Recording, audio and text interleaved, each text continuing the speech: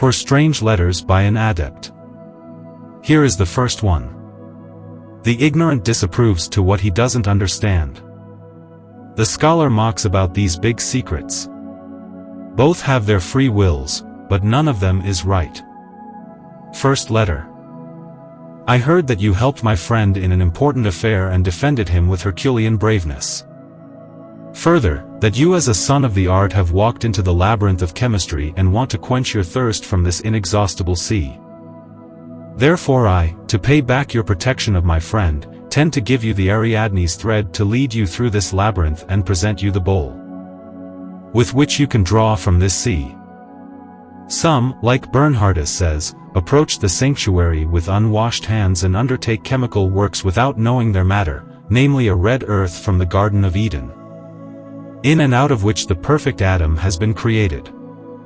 But this matter, as soon as it had been stained by original sin, became black. Therefore the artist has to clean it and bring it back again to its first redness. As a first sign of friendship I recommend you to look through Philoletha's open entrance to the king's closed palace, and thereafter I will lead you to those things that which the highest one gave me, to see with eyes and grab with hands. Because what will those achieve who, being blind night owls, devastate coals and don't even know the true matter, for even Pontanus erred 200 times in the right true matter. Others, instead of getting the stone of the wise, throw their treasures like stones out of the window. Instead of the gold they get smoke and famine, and instead of health death. Though Sendivogius says that in the air there is that spirit, which after its thickening and coagulation is worth more than all the treasures in the world. Even clearer the Emerald Tablet says, the sun is its father, the moon its mother, the winds have carried it in their belly, the earth is its nurse. If hence the winds have carried this Archaeus in their belly, this Archaeus therefore has not brought forth gold mines and mountains in the air, but this spirit that is created by the winds is brought and infused into the center of the earth. And because the earth is its nurse, it has nurtured this newborn fruit with golden natural sulfurs as well as with its milk, and raised it until a marriageable age. Subsequently this hermaphrodite procreated metallic fruits too. And that's how nature acts. Let us therefore imitate nature and don't harm her. Nature begins the work and the art finishes it. Man lives from the impure milk of the mother at the beginning, afterwards from the milk. Like that this Archaeus too is saturated with impure sulfurs at the beginning until it passes over from the volatile into the fixed. It will be created all summer long until winter is coming. Because if this egg would not be sealed by winter to hold back the valuable steam, this fruit would perish in its first origin. Therefore the work needs to be imbibed and soaked with the philosophical milk after the impure sulfurs. The egg must not have the slightest opening if a new fruit should emerge from it. Parsimony binds the common chemists and laboratory technicians literally on the mind. Sometimes they want to solute the common gold, sometimes fix the common mercury, but in these there is no living spirit. Because as soon as the metals are taken out of the mines and tortured through ovens and melting fires, they will be left by the acting spirit itself, and our metals become dead bodies. The metals have lost their lives and the soul, if they have been robbed of this acting spirit. Our mercury is warm and moist and therefore unifies both sun and moon. It is gold-like and silver-like through and through, simple in its threefoldness and threefold in its oneness. It is the root moisture and soulful seed of metals. And even if it is locked inside the strongest prison by nature, it can be freed and redeemed out of it again with diligent and laborious art anyway. For the art cleans through a damping fire the paths that lead to the chamber and the prison. And so what nature could not do itself, it can do with the help of the art, whilst our mercury tears apart the bonding that bound it. And in this mercury, gold and silver are united philosophically in a way that it is the true seed of common gold and silver. But no seed is useful for anything if it doesn't putrefy. For the putrefaction must precede the procreation. But the putrefaction consists of blackness. So if we don't blacken before we whiten, we won't bring forth anything but many unripe births, and all work will be in vain. Those who work differently, flutter like butterflies around the light. Hermes doesn't use no glowing coals. Everyone has this matter in front of his eyes. It is the slightest one, so that even the poor can get it. In itself there is sun and moon in a philosophical way, but valuably it contains common gold and silver. Be that enough about the matter. Next time more about the philosophical water. Nuremberg, the January 17, 1710. Antonius a Terra. Second letter. In the first letter I have written to you something about the first matter. If you would not have understood my words, I could have gone on straightway and would not dunk my feather into ink, but into the philosophical water. But it seems to be necessary, that I send you another letter about the first matter. Sir, there is a matter that is indeed everywhere, though particular, from which it is possible to prepare the universal tincture. Both matters are possible to get everywhere, but more in an area than in another and more at a time than another. You should indeed get letters regularly from me, dear sir, but in 2 years I hope to be in Vienna. Because I want to travel to Hungary and visit that famous fatherland, in which the Arcos is said to be the strongest, because of the amount of minerals, quality of the wine, fertility of the soil. The particular matter is specified, but the universal matter is not specified, but is a kind without a kind of its own, that means it is generic or universal. With one word, both matters behave like sunrays. Because NB, as long as these are in the air, they are universal and not specified. But when these rays fall into the mother or ferment of the vine, they let the vine grow, and these rays are particularized or specified thereafter. If they fall into the majorum, they become majorum and let majorum grow, without further animating another plant. If those rays fall into a gold mine, they are gold-like, but specified. If they fall into the Saturnus, they are antimony-like. In the air those rays are universal and a child of the sun. In the air there is, after Sendivogus, the spirit that rules in the air, which after its coagulation is more valuable than all treasures of the world. The fruit of the moon is universal as well. From these both there arises the mercury of the wise. I know how to draw both from the air in a threefold way. This is the double animated mercury. A philosopher doesn't need to know the methods of these preparations of magnets to attract this double spirit.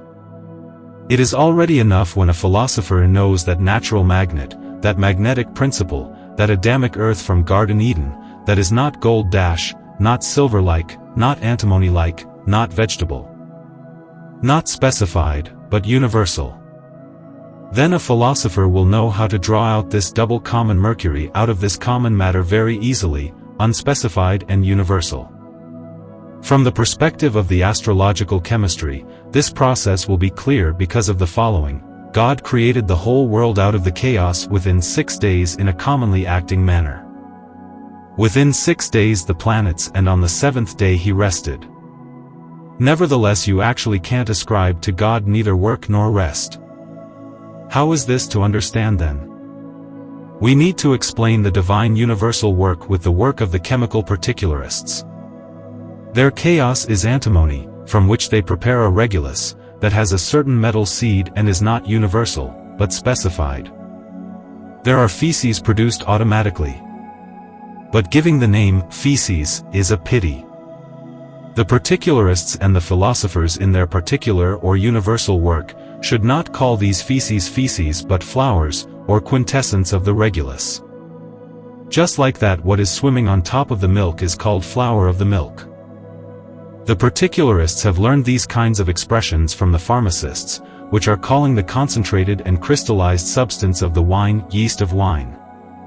What an indecorous designation! I wonder that they don't call the rock candy yeast of sugar, too.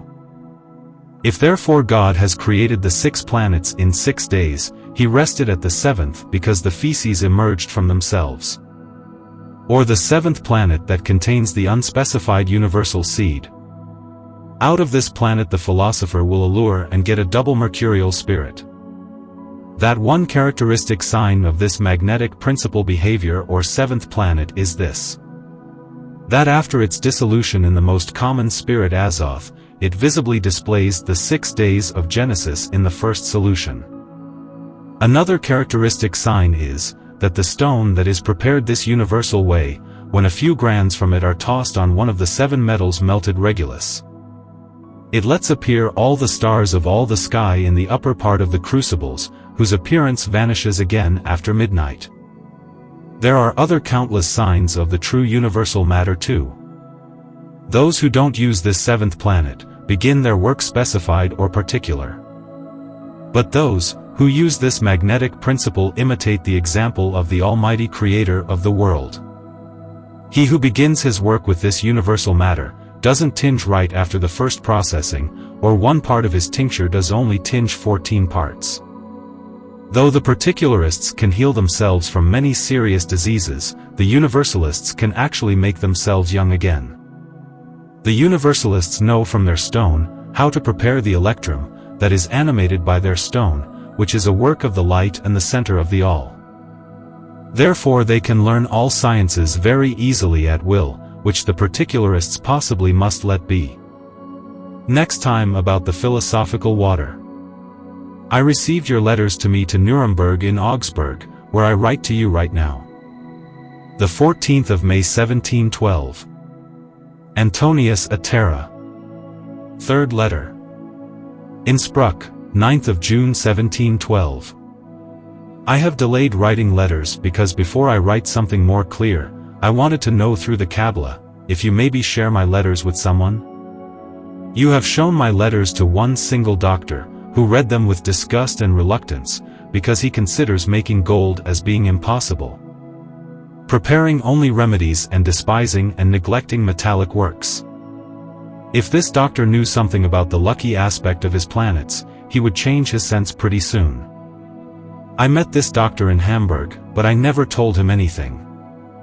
You have given copies of my letters to the Honorable D. Plebinus, who read them with desire and only wished that they would have been written more clearly. Just like I would have to write for pharmacists and not for sons of the art, though he is one himself. But he doesn't catch the birds of Hermes by the head, the wings, or the feet, but by the tail, which those birds leave behind in the hand. But they themselves fly away. I will speak to one of these two sirs when I will have arrived in Vienna. But the other one of them will be lying down because of a major illness after my arrival in Vienna. But I will give him a remedy unrecognized. Both were born under Jupiter. But you, dear sir, I am willing to take with me to Hungary as my accompaniment, with the help of the blessed stone which is a work of light. If you should not find pleasure in chemistry, I will show you the richest. For the time being untouched and unknown mines of Hungary and teach you how to process it with small effort and big advantage. But I am willing to make the stone for the 7th time when in Hungary, for I already made it 6 times. Because Hungary is, when looking at the wines and minerals, the most fertile country. Therefore the spirit of the world itself must be found in abundance there. Because the more the countries differ and are remote to the tempered zones, the more rare and poorer is the archeus. I had not been able to coagulate an archeus in Egypt. In Spain a small amount, in Italy and in France too a little more. At 2 places in Germany a sufficient amount, but the most in Switzerland. But I am very eager to see Hungary because of the freshly dug minerals of the mountains which N.B. have not endured fire. I will do marvelous things, which the world would never want to believe. I wanted to carry 100 ens full of Tokaji wine after its concentration with me in my bag. But the biggest pleasure I will have with the coagulation of the archeus, that is attracted out of the air to prepare the tincture. With the tincture I prolonged my life and protected it against the violence and influences of the elements, because I am several hundred years old. But the tincture can't stop and diminish the influence of the stars. Therefore, because after 35 years the power and effect of the elements will have weakened, see Jack. Bohm, there will, because of my planet's run have come to an end, my three basic forces will be dissolute by the divine chemicus. The body will rot in the earth, the spirit will return to the stars, and the immortal soul will approach the deity. In this observation, to not bury everything into the earth, I will reveal a lot to three sons of the art, when I am going to come to Vienna. But after the successful preparation of the stone, I am going to visit the remaining parts of the Kingdom of Hungary, until I am dissolute and with Christo. D. Medicus should engage to prepare the animal alcest out of the microcosmic sea, with which alone he will cure all diseases, even the plague. Or he should try to prepare the vegetable alcest out of 3 different salts of Tartarus, with which he also not only can cure all diseases, but with this alcest he can gradate the power of all his medicines up until the highest grade. For example, he should solute Krebsaugen with the vegetable alcest, and he will dissolute all stones inside the human body. If he solutes the castoreum of beavers in the vegetable alcest, he will cure all cold strokes and paralysis with it. But should D. Parochus should have prepared one of the above-mentioned alcests, he has to make it mineral or metal-like.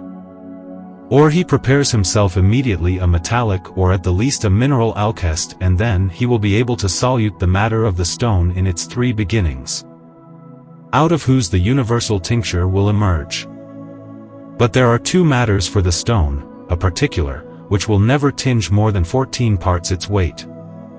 But the second is the most universal one. This tinges, after the first operation, 1,000 times its own weight. The first matter can also be dissolute with those indicated alcests. The latter matter, when dissolute with the metallic alcest of its nature, can tinge 1,000 times its own weight. But if one sets all these alcests aside and dissolutes the latter matter with the azoth itself, then you will see God's wonderful works in this dissolution. Namely the work of the 6 creation days of the world, like I have noted recently in my letter. This work is by far stranger than the stone itself. D. Parochus pretends to know this azoth. More I can't say and write, even less than this. There is a spirit in the air, that after its coagulation is more valuable than all the treasures in the world. That's what Sendivogius is claiming. But in Hungary I wanted to coagulate 10 cans of this spirit. And what would I do from it? Nothing more than a good medicine against consumption. I never revealed anything in an oral way of what I now even entrust to the innocent paper. This coagulated spirit must before all things, because it is created in the air, because the winds have carried it in their belly and it originates from the stars, must, I say, be cleansed 7 times to get the powers of all 7 planets, and thereafter it will excel all treasures of the world. Not before. That's a characteristic of this azoth which no one, without divine revelation, or message from an adept will get to know. Next time I will either write about more characteristics of this azoth, or talk more about it when you are present. Yours sincerely, Antonius Atera. 4th letter. From the neighborhood. You have been brought to read many books about chemistry because of my letters, without having put hand on the work yourself in the least, or on the plow. Therefore I won't write more about chemical things, but more about the Kabbalah to you. This word Kabbalah means as much like he has heard. Because this science had never been compiled and passed on in a written way, but always been told by the Father into the ear of that one of his sons, to whom he gave his blessing. With this science Moses has brought forth water out of the rock and separated the seas. Gideon overthrew his enemies with it. Because therefore the faith of the Hebrews was just a natural one, it did not deserve several supernatural wonderworks. But to support the natural faith, they used only natural Kabbalistic secrets. Because therefore the Hebrews, who lived in the shadow and under idols, had this Kabbalah, how much more can we, who live under the grace of God, who have the grain? While the Hebrews only got the stubble and the chaff, get to this? He who wants to get first knowledge about this science should buy himself the Hamburg edition of Basilius Valentinus and read the content of page 173, about the secret philosophy. but with the most observant mind, and ponder and consider all the golden words repeatedly. Also beware not to mingle this text by Basilius with foisted ones by the wrong philosophers, that soul and spirit would be the same. The spirit is mercury, the soul is sulfur. The spirit stems from the stars, the immortal soul is a particle of the deity. Therefore Basilius says at the cited place, the dissolute and freed spirit can be of service to another, the dissolute soul goes to God and is of no one's service. Why said Christ at the cross, Father, into your hands I order my spirit? He did not recommend the soul that is united with the deity. There was a chimera with Aristotle, a fox-goose, the goat's tag.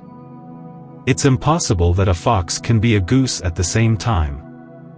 Our theologians, having been taught by the faith, claim there is a God-man and a man-God in Christo. After Aristotle it would have been a much bigger chimera, if there would exist a God-man, than a fox-goose. Our theologians claim, out of a certain conviction of faith, that there would exist a God-man. Actually this would happen and be possible because of the subsistence. Would one ask them what the subsistence is, so they would answer, misled by Aristotle's errors, the subsistence would be a quality. But I say, but what is a quality? That is the unknown animal of Aristotle. I really wished that all theologians would learn and remember that the qualities are all several coincidences of destroyable mixed bodies. How can they therefore impute a quality of themselves to God, the infinite being?